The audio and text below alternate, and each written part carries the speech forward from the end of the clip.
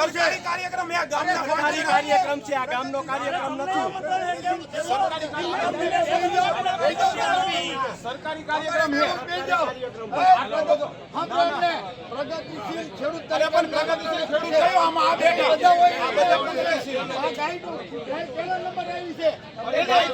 એમને ક્યાં વાંધો